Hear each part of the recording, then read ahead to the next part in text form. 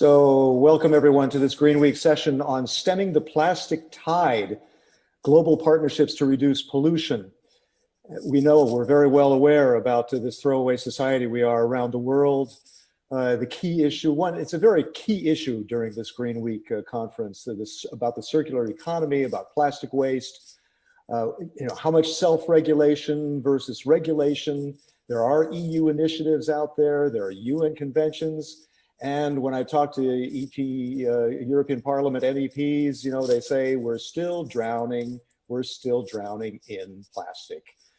So, and a developing angle right now is that more and more countries are actually banning plastic waste imports. They're saying, sorry, we're not going to take these imports anymore. Turkey is the latest. China has said that. Thailand and Malaysia are making an effort to limit it as well. The Australian environmental group Planetary Concerns says that 12 million tons of plastic is entering the ocean every year. That's more than one garbage truck every minute, every day. So let's talk about this. What works? How can we apply that elsewhere? How can we build on what we've accomplished so far? Technical tips. Send your questions via Slido. We want to see as many questions as we can. We'll get to as many as we can during this hour. Hashtag EU GreenWeek if you hear a good soundbite. And let me get started right away then with Carla Montesi, Director of the Green Deal and Digital Agenda, DG International Partnerships, after which Christopher Vesely, Multilateral Environmental Cooperation at DG Environment, European Commission, Jonas Bistrom, Circular Economy Division, European Investment Bank, EIB, and Visham Simachaya, President of the Thailand's Environment Institute, also Chairman of the Thailand Public-Private Partnership for Plastic and Waste Management, and finally, Johannes Weber, the European Affairs Manager, Corporate Communications at Nestle EMEA, Europe, Middle East, and North Africa. So let's get back to Carla. Welcome, Carla. And before we do that now, I would like for you to comment on a Slido. Let's do a Slido first with the audience. How best, can you call that up? How best can the EU mobilize other countries to act on plastic pollution?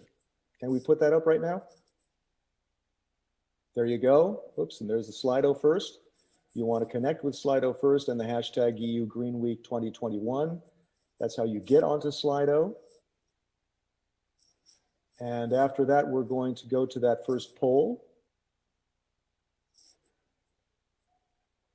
I'll give you a couple of seconds to do that. All right, can we go to the poll?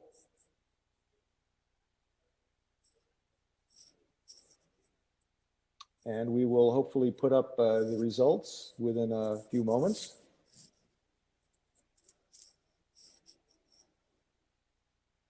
Interesting to tap your opinion about this. We're going to be tapping your opinion later today as well with a couple of word clouds on how you feel about this discussion about the issue. Extremely important and interesting that we have, people from the Commission, but as well from the private sector, from the European Investment Bank, which plays an important role in helping to invest in the green transition. And of course, one of those countries trying to limit their imports of waste, plastic waste, is Thailand, and that's why we're talking to Visham about that as well. I guess we can try to show that result of that poll. Can we do that?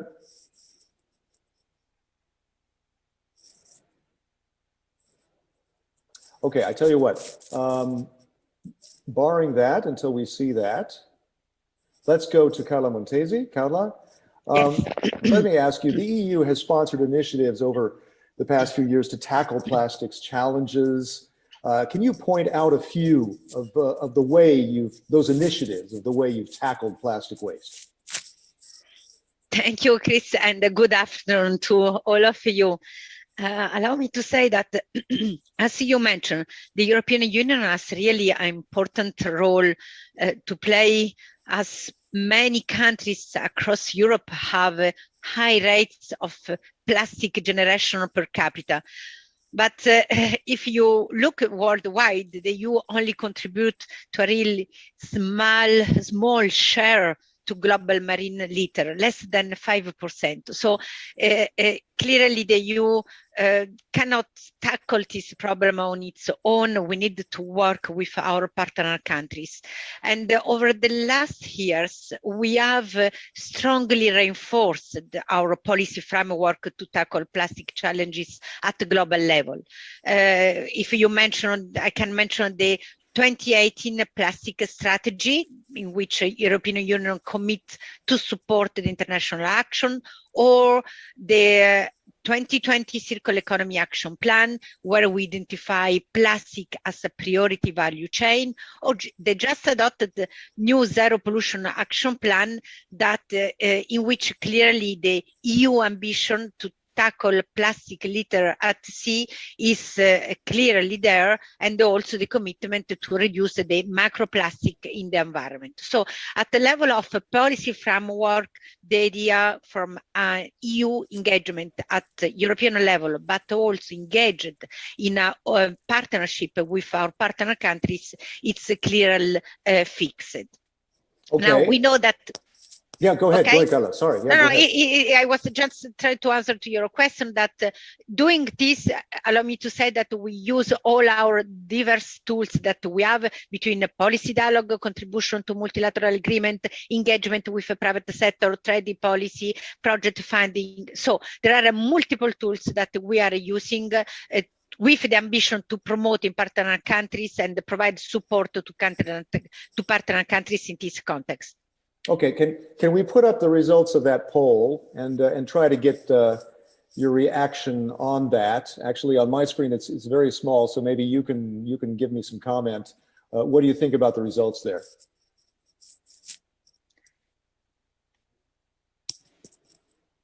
Not sure that I see the result. Okay, I cannot read. Chris, you have to not succeed to read the poll so clearly. You need to give it to me the key points. The key points, all right. Sorry, okay. I will try to change my screen, but in the meantime, maybe it's better to. Yeah, okay, here we go, I got it.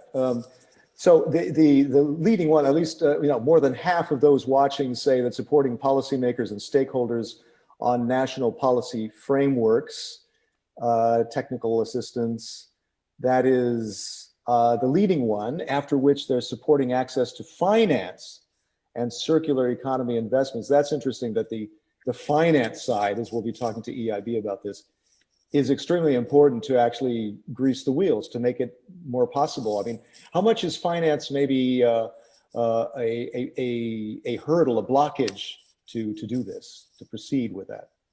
Okay, but in fact, there is a different kind of instrument that we're using. Of course, there is the technical assistance that it's important in order to improve many times what is the regulatory, the legislation that is in place in the different countries, or also technical assistance just to reinforce the capacity building of the countries. But as you mentioned, one other element is the financing for investment that could be in this domain also a crucial step. How to manage plastic, what are the crucial investment that are necessary to do this, and allow me to say that we have put in place new innovative financial instruments as blending or guarantees that allow also the European Union to support key investment in this domain. And I mean, there's only so much that the public sector can do as far as investment.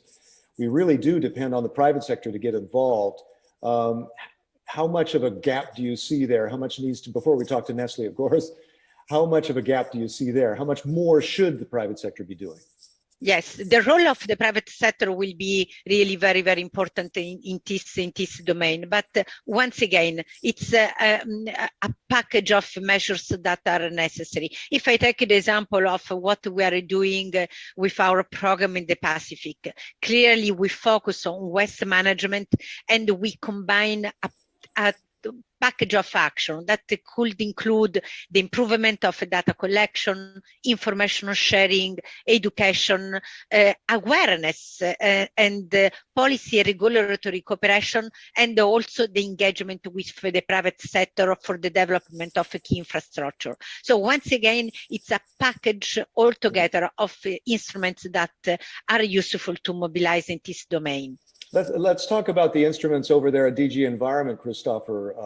The EU plastic strategy underlines the need for global action. How much progress have we made already on that? Yeah, thank you for the question. That's a good one, and it relates also to our Circular Economy Action Plan and the chapter on global efforts, where we address a number of issues such as the Global Agreement on Plastics that I will come back to, and also the Global Alliance for Circular Economy and Resource Efficiency that I find relevant, where we want to identify knowledge and governance gaps in advancing a global circular economy and take forward partnership initiatives, including with major economies, which is very important for EU. This was launched at UNEA 5 in February, and a lot of countries have already been joining. On plastics, more specifically, the work on the global agreements, as we are advocating for, is moving very fast forward. Momentum continue to grow, and we're currently seeing many countries opening their eyes, such as Canada, United Kingdom now coming on board. Do you think, Christopher, do you think that, they're kind of wondering what is the impetus for that? What is pushing that? And could it be because more and more countries are saying, sorry, we're not going to take your trash?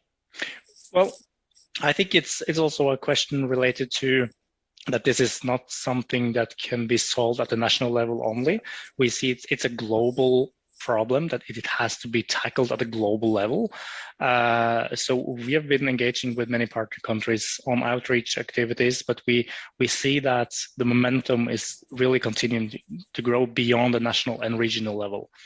Okay, and I do see in that Slido poll, I might mention that 39, let's see, was it, as far as global agreements, yeah, about a third of those responding say that promoting a global framework is very important. So that is very important for many of you listening in. I want to get back to you, Christopher, but let me move on to Johannes Weber over at Nestle. Johannes, how can the private sector be a part of this solution? We did mention about investment, and I know that Nestle's been active in Egypt and Indonesia. Tell us about that. Yeah, hi, good afternoon, and thanks for the invitation. Really pleased that we have been invited to this panel and speak about what we can do, what maybe also the broader food industry could do tackling the issue. Maybe just to start briefly before really going into the waste issues, I think it's important also to highlight, and this as an intro, maybe that, I mean, we're using the packaging for a cause. It's not that we're just happy about using it and putting the waste in the oceans and everywhere. So I think it's also clear to make a point that packaging has an important functionality, but there is definitely an issue with, in particular, the plastic packaging ending up in the environment. This is very much what Nestle has in terms of ambition and clear commitment also since a couple of years already now, combined with the kind of net zero roadmap we have been launching a couple of months only ago. So it all goes into the kind of the long-term objective, how to minimize the environmental impact of our production activities. So I guess, I mean, in particular, as a global company being present in nearly all of the countries of this world, I think we have quite an important role because we are, on the one hand side, having an extreme big impact because our brands are well known. So we basically have the obligation to get it right because our input can be extremely positive if we get it right. If we get it wrong, it can be extremely negative also. Exactly. So there's a huge responsibility. So how are you getting it right in Egypt and Indonesia? Oh, trying to get it right. Actually, what we're trying to steer is basically making sure that we have infrastructure in all the countries available, which are able to process our packaging we put on the market. So this is kind of the starting point. To deal with that waste, right? Yeah, which are, and this is obviously a very different story from one country to another. It's extremely different here in Europe, but even more in countries where there's extremely little or maybe no infrastructure. So what we're having in terms of Egypt, a project since a couple of months running as a pilot, is basically the cooperation with the informal sector, because in particular Egypt relies very much when it comes to waste management on an informal sector for the time being. We want to get this informal sector step by step to something more professionalized, if you like, but we need to start somewhere. So we are partnering basically up with those informal waste pickers, and we are offering them to pay a kind of premium if per ton of recycled material they are collecting. So basically we want to get to a point where we can say, okay, we put this amount of packaging on the market in Egypt, but through paying a premium to the waste pickers, we can make sure that exactly the same amount of packaging is also collected through today an informal sector, but tomorrow hopefully a more professionalized sector. And this is our kind of thinking about neutrality, to make sure that what we put on the market is also collected and then processed into ideally something and as a new recycled material, ideally for food contact applications. Is there any way of calculating or showing the evidence that you're having an effect? What percentage of the waste is being recycled? No, this is exactly the point. So we know exactly how many tons the waste pickers are collecting, because we're paying them a premium, as I said, per ton of collected waste. Right. So we know exactly how much packaging we put on the market of the one hand side, and we also know how much is collected. And it looks, at least for now, it looks quite good that we are reaching this target of neutrality by the end of this year already in Egypt. Okay, let me turn to Jonas Bistrom over at EIB. How do we finance this? How are you helping to finance this? I think you've got a couple of pictures to show about what you've been doing in other parts of the world. Yeah, thank you, Chris, and thanks to the organizers for the chance to be part of this discussion. It's a very important topic, and at the EIB, we have been increasingly concerned with the increasing discharge to and accumulation of plastics in the oceans, and therefore in response in 2018 we launched the Clean Ocean Initiative. We got a picture of that, right? We got that the picture of the Clean Ocean Initiative, is that right? Probably not. I'll explain it. It's a cooperation with 4 European partners, started with KfW, AFD, later also CDP and ECO. And we set a target to provide 2 billion of financing to projects that reduce discharge of plastics to the ocean, focusing on waste management, stormwater management, and wastewater treatment. And we have today supported 28 projects and around 1.5 billion already, so quite good progress towards the target.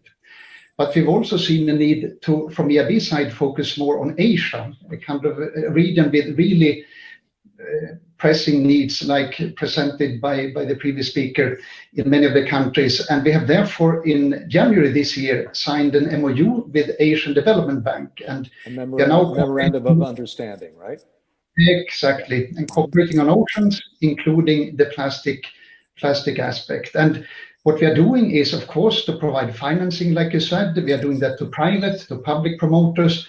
But like Carla said, there's often a need to support promoters, take a need and a good idea into a bankable and well-defined projects. We have, for example, in Sub-Saharan Africa, launched the Clean Ocean Project Identification and Preparation Program. And there, a group of consultants are identifying, but later also preparing the project so that we and others can co-finance and have the kind of impact on the ground that we are looking for. But on the topic as well, I mean, we have a very close relation to the Commission, of course, as the EU bank, and we have a good dialogue with them, in particular now on how we best can support them in their new approach to sustainable blue economy. Mm-hmm. In particular, then the targets for pollution-free oceans, which is very close to both the Clean Ocean Initiative and what we're doing with ADB. Okay, can we now, because I know that there are a couple of pictures we have, is that possible to show those pictures now? Can I ask the team to put those up if possible? I can maybe in the meantime, go ahead. Just complement, say that, I mean, what we're doing also with Carla's colleagues in the DG for International Partnerships is to discuss how we could get the support to through grants, investment grants, and through guarantees support these projects in other parts than Sub-Saharan Africa. But this is a new guide that the EIB actually published today, Ocean Plastics Reduction Guide. There we go. And it aims to kind of increase the awareness and focus on the importance of the ocean for us, for the planet, but also the threat posed by plastics accumulating in the oceans.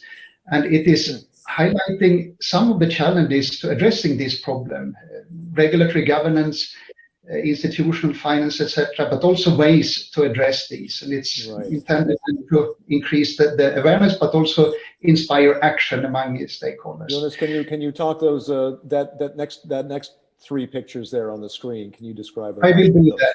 And it relates to that it's not just a matter of collecting the waste and handling it properly, like Johannes said. It's also a matter of addressing microplastics coming from synthetic clothes, from cosmetics, from tires, etc.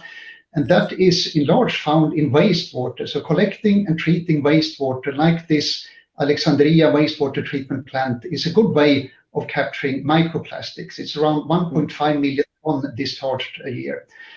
Then I mentioned also stormwater. I mean, like we can see on these pictures here, it's actually in Benin, Cotonou, there is often waste that is not collected ending up in drains, in drainage canals. And in addition to being flushed to the oceans, contributing to the discharge, it's often clogging these, filling these up, reducing the ability to discharge stormwater, and it aggravates flooding. So the combination of a wastewater component and a stormwater component is often a very good way of approaching this problem. Jonas, that's very impressive. I got a lot of, what's also impressive is I have many questions rolling in via Slido. It's great. All of you sending them. I want to get to as many as we can, but we first need to talk to Vichan, who is over in Thailand, Vichan, at the Thai Environmental Institute. Vichan, I mean, you've heard about all this activity. How much does that give you hope that you can get a break from all that, the waste that people are trying to export to you? Okay, thank you very much. First of all, I would like to introduce our organization.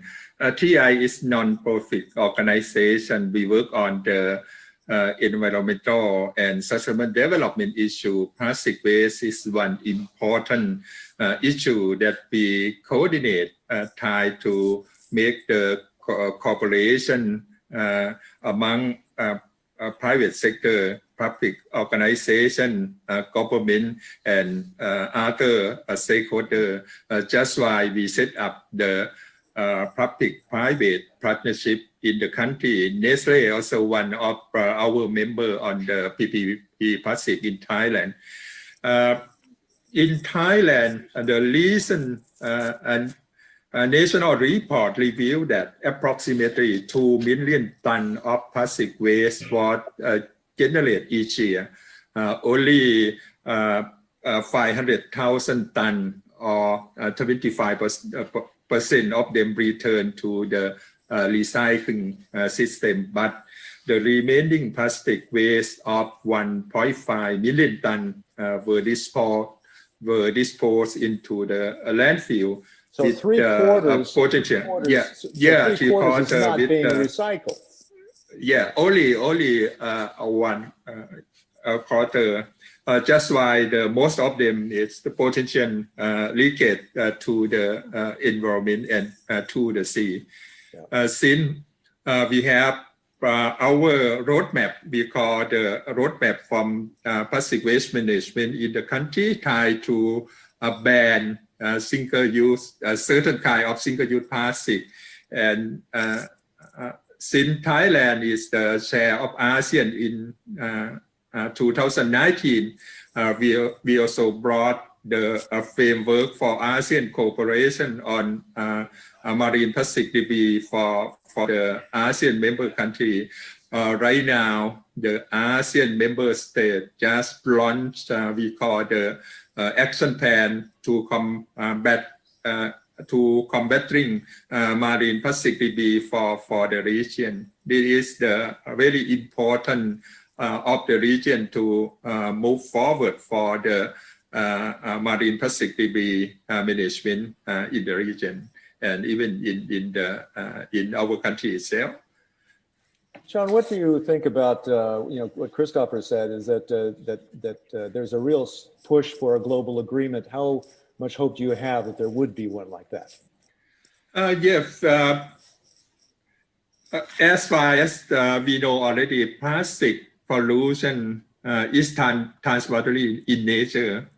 Just why cooperation among country, among region, I think is very important.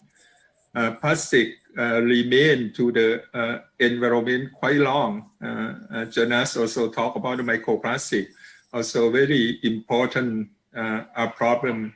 The microplastic can contaminate in the food chain and finally come back to the people. Just why plastic pollution is very important for the human health. Can you talk about what cooperation you have with the EU? The cooperation right now we have with the EU, we call project Switch Asia. Plastic also one of that issue. And we also have cooperation some country in European community, for example, with the German government on the prevention of the single-use plastic. Right now it's going on how Thailand can learn from European community and translate to the Thai policy. We talk about the EPR, extended producer responsibility, how the product producer can respond this kind of problem, for example. Okay, I'd like to get to those questions. They're multiplying, but first let's go to a word cloud. After everything that you've heard now, can you tell us via Slido, what challenges do you see when establishing a circular plastic economy? What challenges do you see when establishing a circular plastic economy? And this is a word cloud, so send in one word. And while we're doing that, why don't I go back to Johannes over at Nestle. Johannes, while we're waiting for the results there, what barriers do you experience in tackling plastic waste from your activities? What are the barriers? I think you mentioned infrastructure. Is that the main thing? Well, I guess maybe I don't want to call barriers, but I have these three elementary points to get right to work on the plastic pollution. I think first is the design of packaging. So this is very much the kind of the root cause, because only if you get the design right, you can then process the material afterwards. And then obviously there's also the infrastructure piece we have been discussing already a little bit and touching upon the main issues, but then also there is the consumer. So I think in particular, like a big company like us, I think we need to get all those three elements right and help to support. And I guess the first one is very much what we're controlling. I mean, the design is very much up to us and our packaging suppliers or material suppliers. Yeah. Then on infrastructure also we see. So I guess in terms of barrier or rather opportunities, I think if you have a couple of big companies or even together with smaller companies saying, okay, we want to put out this project, like I said, in Egypt. And if you have a certain critical mass going there and say, okay, we want to set up infrastructure, I think then if the government jumps on it and say, okay, this is a nice project we see from the private side, why don't we jump on it? And this is exactly what happened in Egypt when we kicked this off, and later the government actually joined and say, okay, let's make a kind of Egyptian plastic pact out of it. So I think this is exactly like the way we need to get this through to make sure we have the private sector, but we also have the public side of things and civil society, and really all the three of them basically wanting to move together into the right direction. How much is a lack of standards the issue, that there have to be standards for yeah. this? This is actually something we're seeing, because as you said earlier in my introduction, I'm responsible when it comes to sustainability for Europe, but also for Northern Africa and the Middle East. What we see comparing Europe with the rest of this region is that actually we are having already legislation and the possibility, the regulatory possibility to use recycled material back into food contact application, which is exactly when we're talking about circularity. In most of those countries in the northern, let's say in the Maghreb part, but also Middle East, this today is not possible. So I think this is exactly where regulatory bodies also need to work through and basically to incentivize the circularity through a kind of legal framework also, because only if you go and give the used packaging a kind of value, meaning you can reuse it and recycle it and use the material again in a high quality application, only then you will also create a business case to basically collect and recycle the material. Let's take a look at this word cloud. This is a lot of ideas, a lot of challenges that we see, right? Design, technologies, lack of capacity, regulation, lack of will. Some companies are not committed.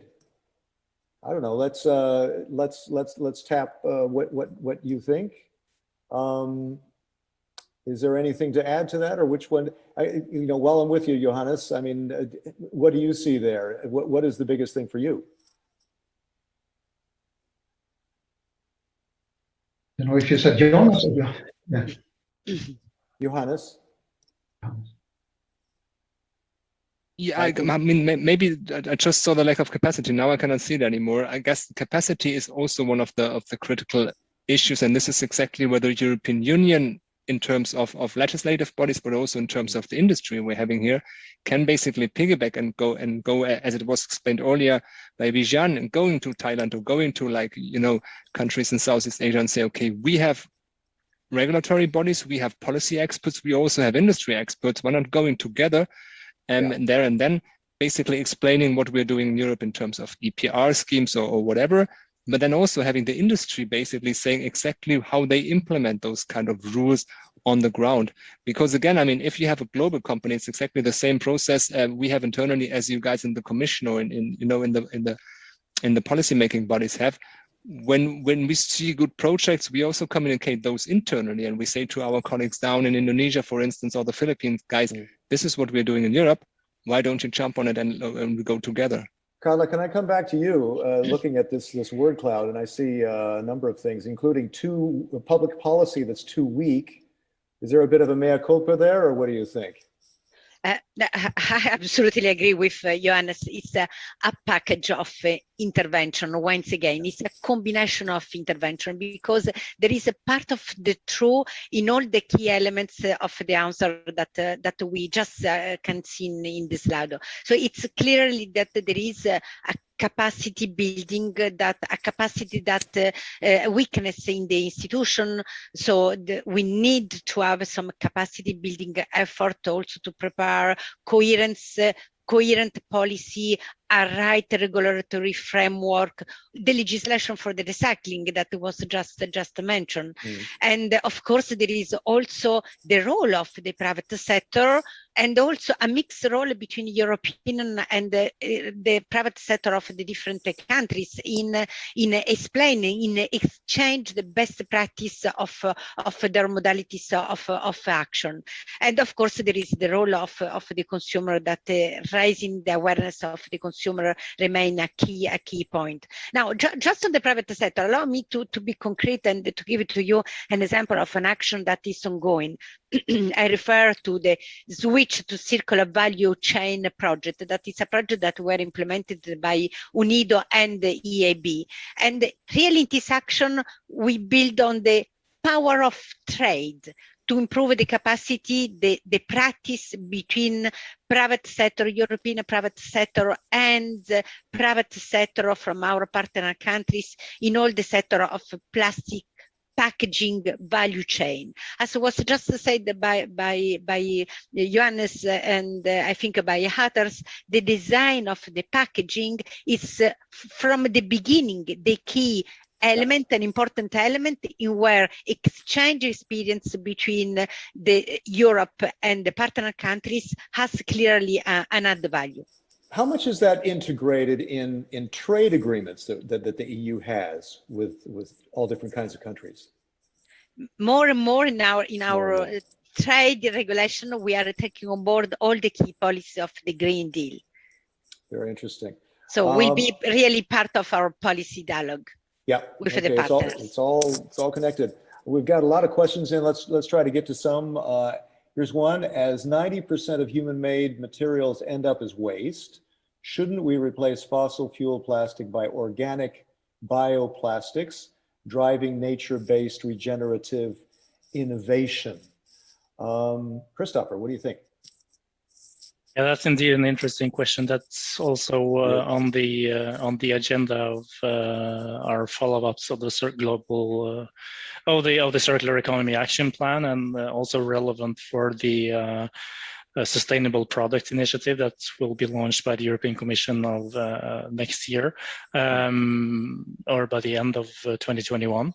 So I think related to that is also the question of natural resources, of other environmental effects in a broader perspective that we need to be careful with and also look more into when we assess these alternatives. But I also want to come back to what some of my colleagues mentioned on the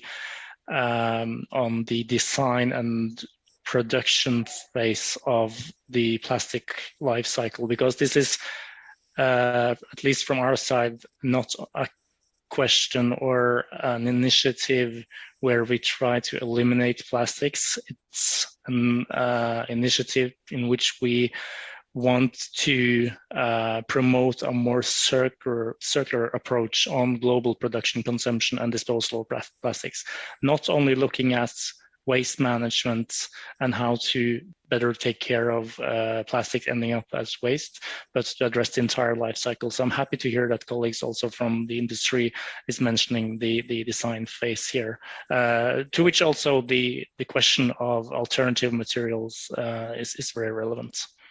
Vicham, I want to get to you because it's very late over there. I want to make sure that you stay awake. So how to support national policy frameworks on plastics outside the EU? How do we support what you're doing?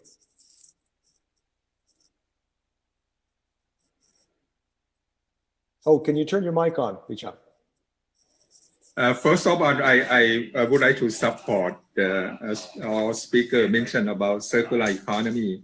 In our country, the government just launched national agenda for Thailand.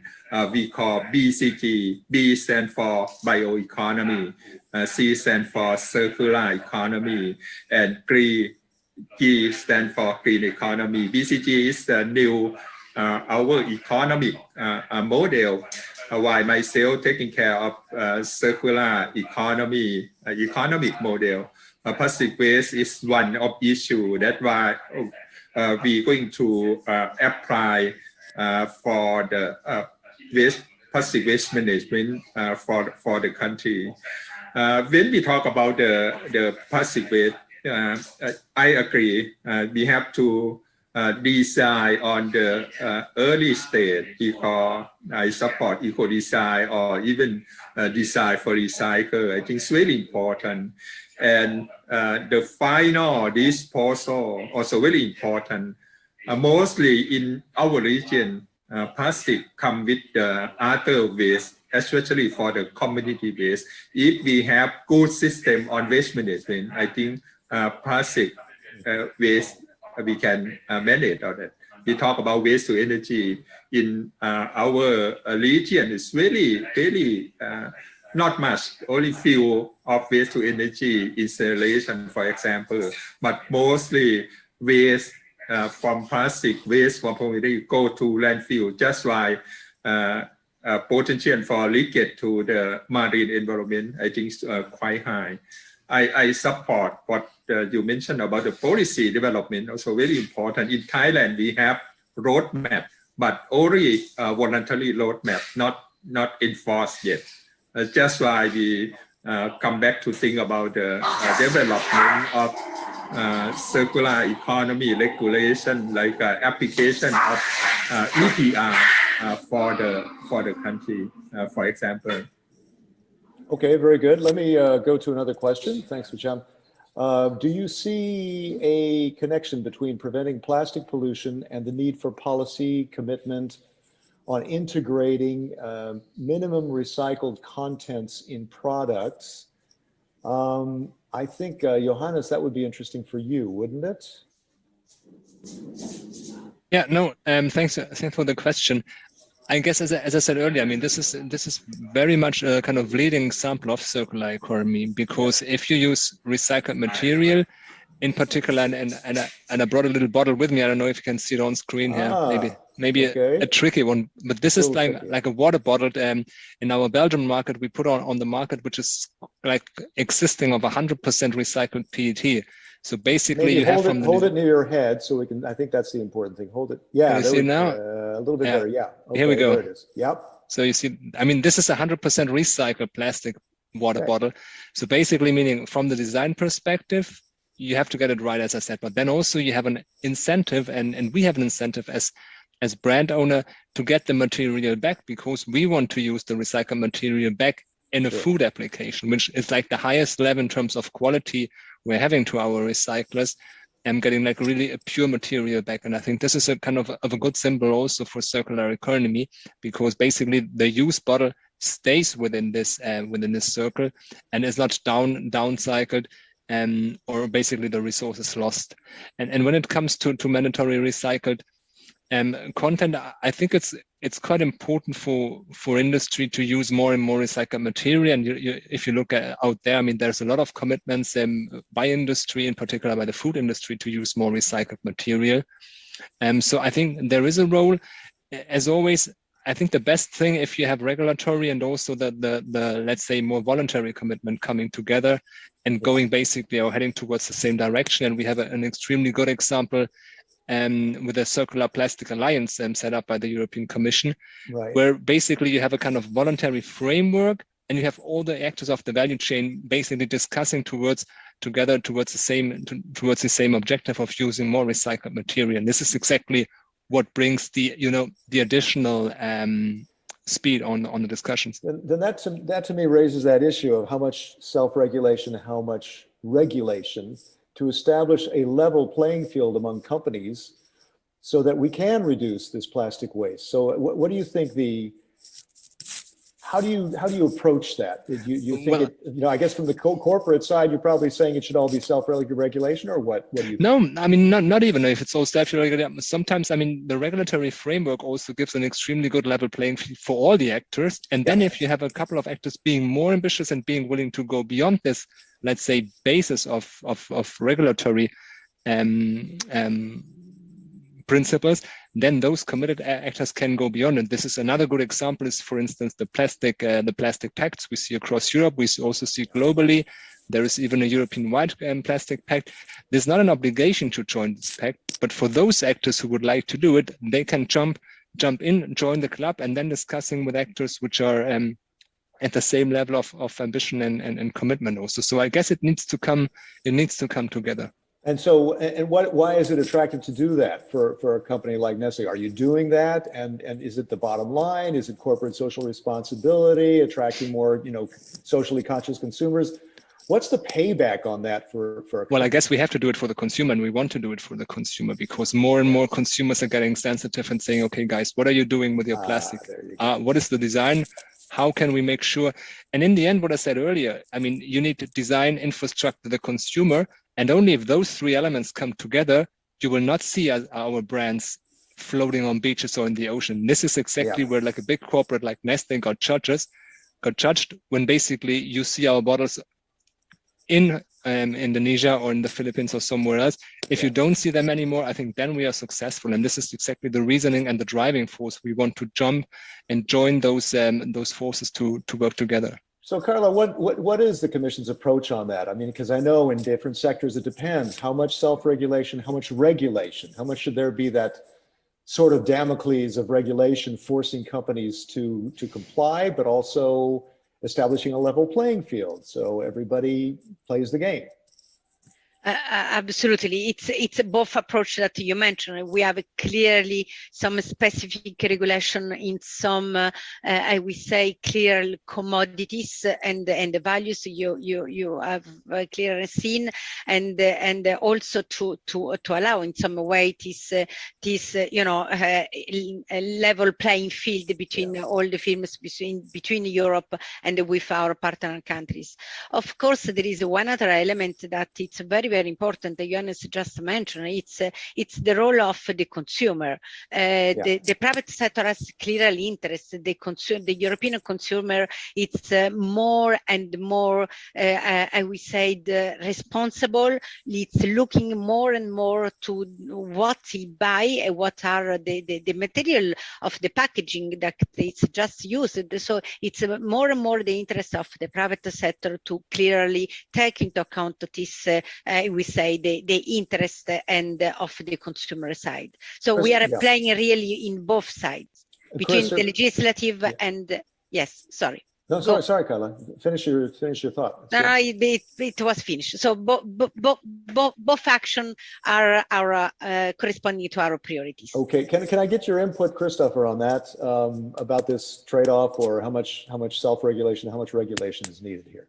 Indeed, I think it's then relevant to, first of all, acknowledge all the initiatives and actions that are taking place globally these days, both in terms of regulations and voluntary regional local initiatives. There are plenty of them, both from governments, from industry.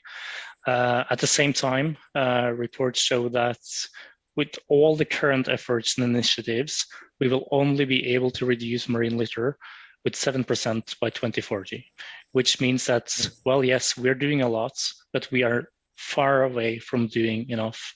So there is indeed need for a bigger change, and then which relates also to my previous intervention on addressing the entire life cycle of plastics, because we can see that there are gaps in the global framework, especially on the upstream part, where we address design, production, those elements of the plastic life cycle, which will be needed. So based on the level of ambitions, we can achieve a lot more during the next 10, 15, 20 years, but continue with current actions, current initiatives, simply not enough. And I think there is a need for a strong combination of legally binding and voluntary instruments at the global level.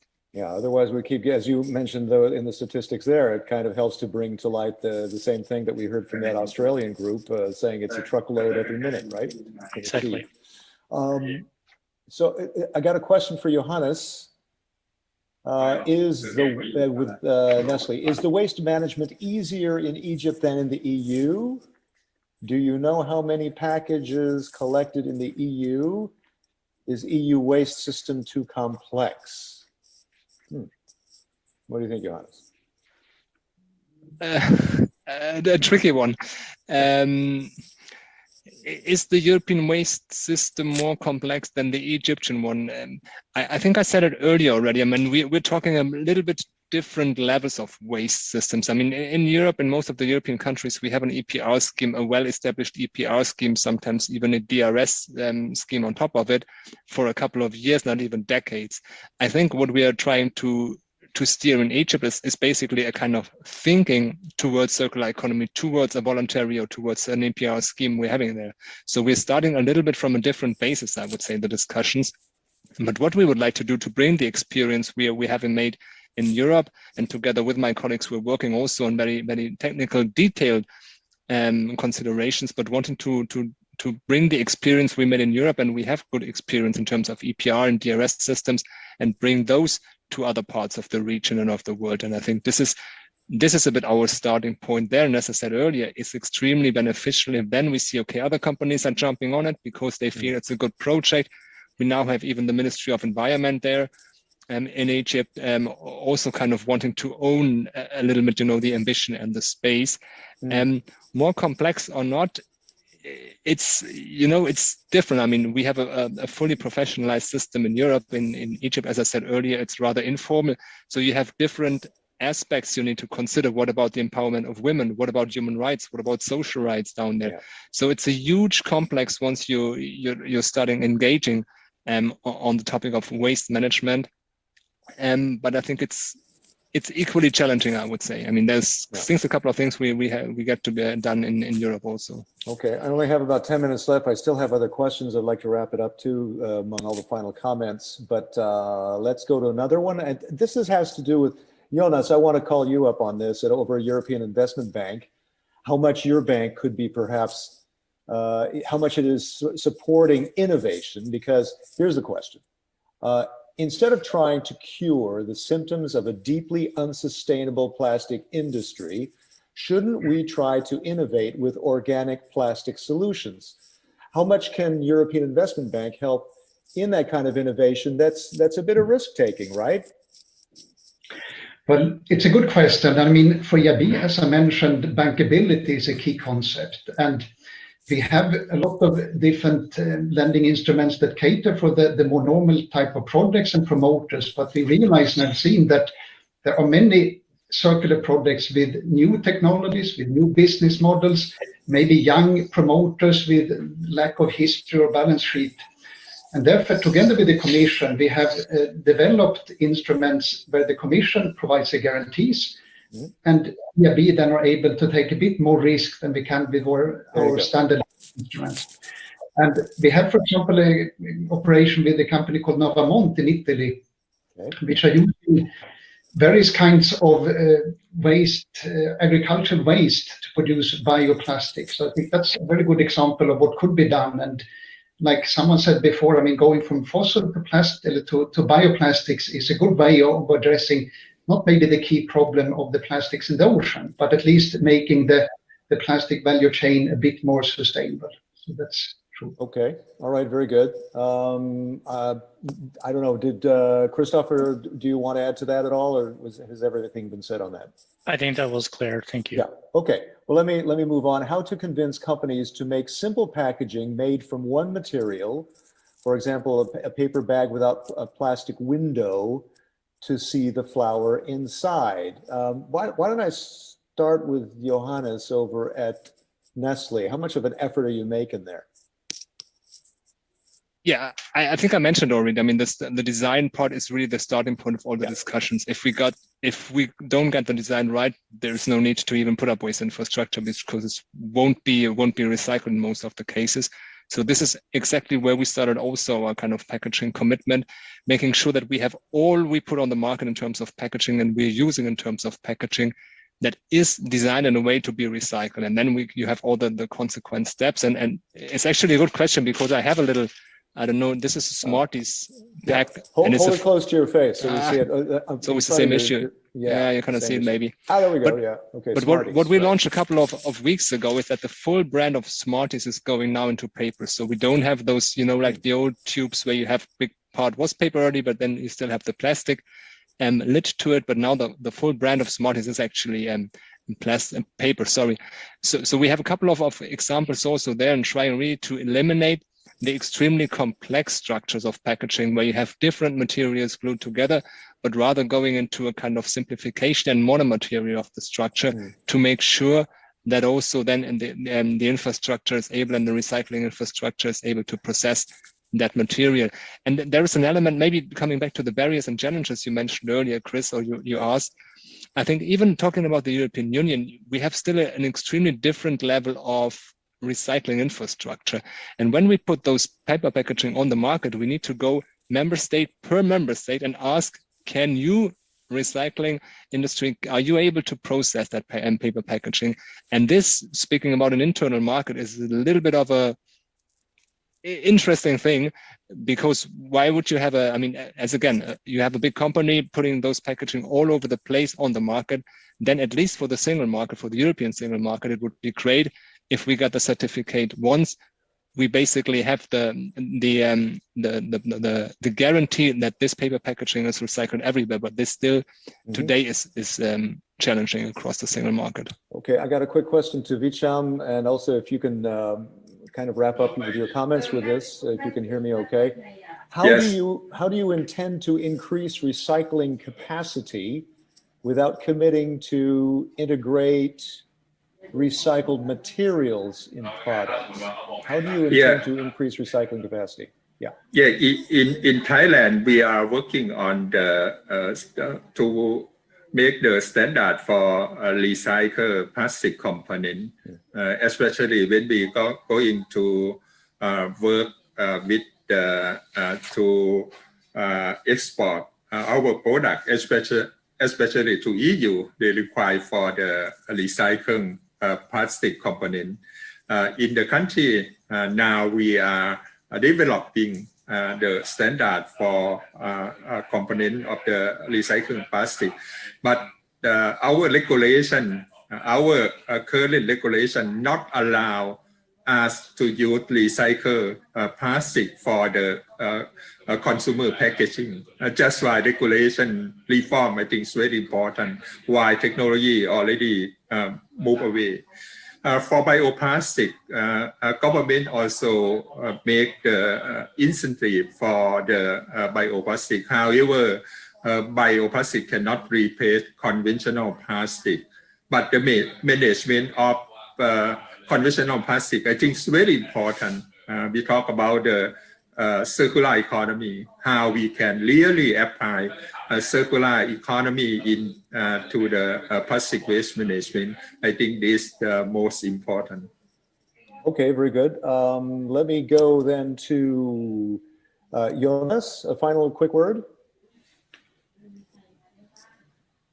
Well, I think what I feel based on discussions and the interventions is that we all agree that the plastic discharge to the ocean is a real problem, and we all need to unite in coherent and really consistent efforts to try to address this.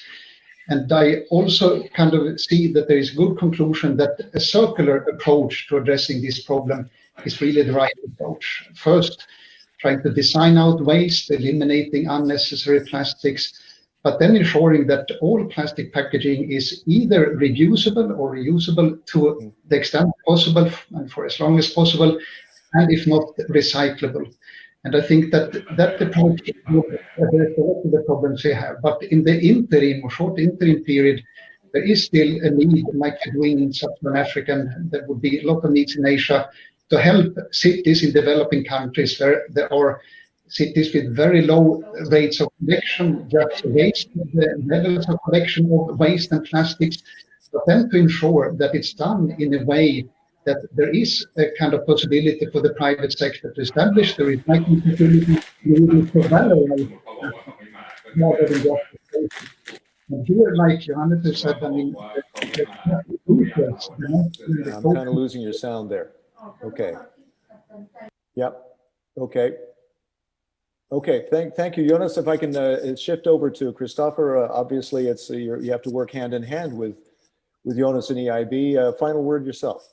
Yeah, sure. I think it's important to put emphasis on that. Of course, capacity building, infrastructure, etc., and needs to continue with the great progression in the years to come, but it's also important to note that even though discussions may center on development of EPR and infrastructure, and that it's important that we recognize the momentum for addressing design and upstream parts of the plastic life cycle, and also reminding colleagues on that the possible launch of negotiations of a global agreement of plastics will probably take place at the next United Nations Environment Assembly that we work with a number of colleagues worldwide to try to succeed on.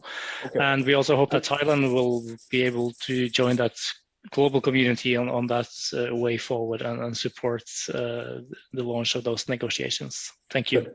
Okay, very good. Johannes, quick 20 seconds, take your takeaway from this. No, my takeaway, and I felt it already before, that there's a huge momentum. I mean, we have society, we have policymakers, we have industry wanting to head towards the same direction and same target.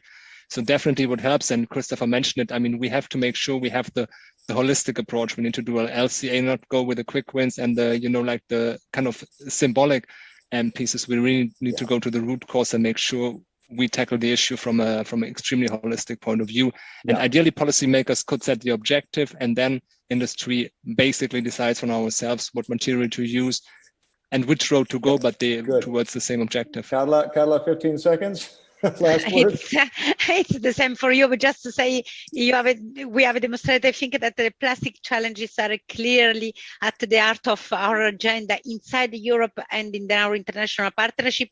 And once again, action on plastic pollution serve multiple development objectives: greener and more decent job, contribution to environment crisis, and improved health. So it's clearly, once again, an holistic approach that we want to have, and an integrated approach. And all of you can play an important role in all this. All of us, consumers, businesses, government, regulators, everybody. Carla, thank you very much. Carla, thank you to all the speakers, all of you who sent in the questions, and any comments, hashtag EU Green Week. Stay tuned for other panels. Thanks very much for joining us. Thank you. Thank you. Bye-bye. Thanks a lot for the opportunity. It was a pleasure. Bye.